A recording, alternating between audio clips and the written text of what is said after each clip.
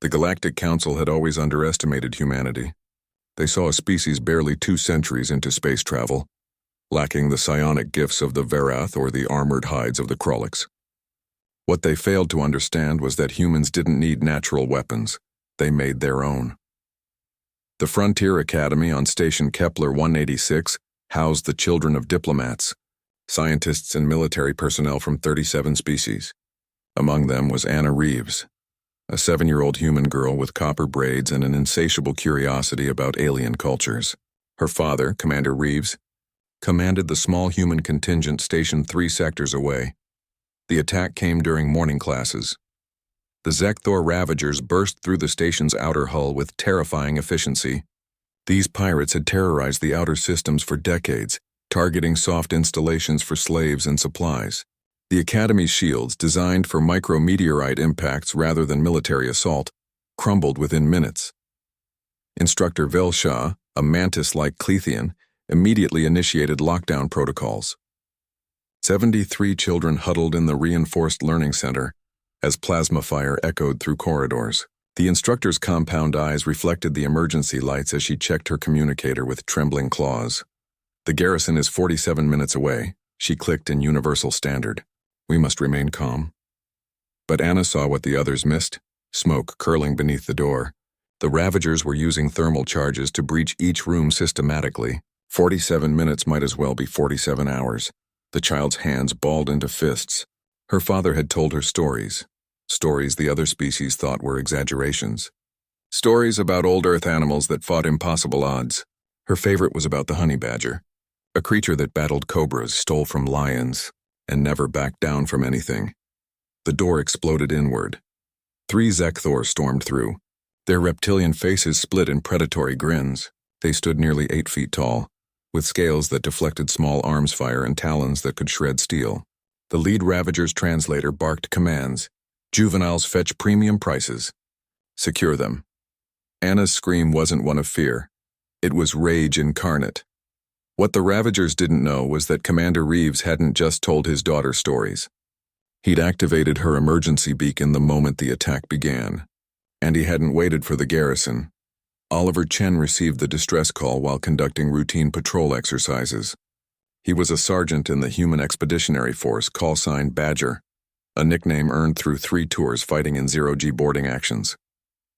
He was 42, scarred, and carrying enough suppressed fury to fuel a star. He'd served with Commander Reeves on Europa. He'd held Anna as an infant during the Reeves family's last shore leave. Oliver didn't request permission. He didn't wait for backup. He didn't follow protocol. He simply came. His modified Valkyrie-class fighter, painted matte black and bristling with unauthorized weapons modifications, burned through 3 jump points in 18 minutes. Traffic control on Kepler 186 barely registered his arrival before he'd already docked. Or rather, breached, using a technique that would earn him a court-martial if anyone survived to file charges. Inside the academy, the lead Ravager reached for Anna. She bit his hand hard enough to draw blood. Her human teeth, designed for an omnivorous diet, sinking deep. The alien roared and backhanded her across the room. That's when the lights went out. Emergency illumination cast everything in crimson. Then that died too. The Ravagers activated their night vision implants. But in those 3 seconds of total darkness, Oliver had already moved through the station like a ghost with a grudge. The first Ravager in the corridor never saw him. One moment the pirate was advancing on the learning center. The next, a combat knife emerged from the darkness, and the Ravager's world ended in a spray of purple blood. The second met Oliver face to face. The human wore light assault armor, nothing that should intimidate a Zekthor warrior. But the pirate saw something in those eyes, something feral and absolutely uncompromising. Oliver's augmented fists, illegal on 12 worlds but standard issue for human special forces, crushed through the alien's throat guards. In the learning center, the remaining Ravager heard the commotion and turned toward the door. His massive frame blocked the exit, claws extended. Oliver walked in. No dramatic entrance. No battle cry. Just a middle-aged human sergeant who'd decided that these particular aliens had made a fatal error in judgment. The Ravager lunged with speed that would have overwhelmed most species. Oliver sidestepped, grabbed the extended arm and used the alien's momentum to drive him into the wall. Enhanced strength met brutal experience. The Ravager's scales cracked. Oliver's fist found gaps in armor that engineers had promised were impenetrable. Anna watched from across the room, eyes wide, as the human warrior demonstrated why Earth had earned its reputation across the stars. Not because humans were the strongest, they weren't. Not because they were the fastest, they weren't. But because when threatened, especially when their young were threatened, humans accessed something primal, something that evolution had forged in a world where prey became predators. The Ravager fell.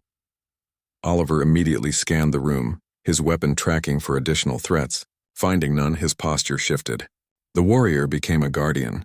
He knelt beside Anna, checking her for injuries with surprising gentleness. "You okay, kid?" Anna nodded, tears finally coming. "You're like the honey badger." Oliver's scarred face cracked into something resembling a smile. "Damn right." The garrison arrived 41 minutes later to find Oliver had cleared 3 decks. 17 Ravagers dead, 5 captured. 0 children harmed beyond minor injuries.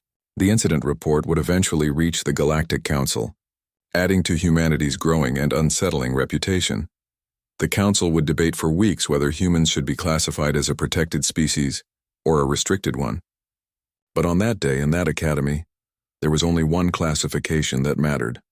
When it came to protecting their young, humans were apex predators who'd simply forgotten to evolve past it. And the galaxy was slowly learning that some forgotten traits were more dangerous than any natural weapon.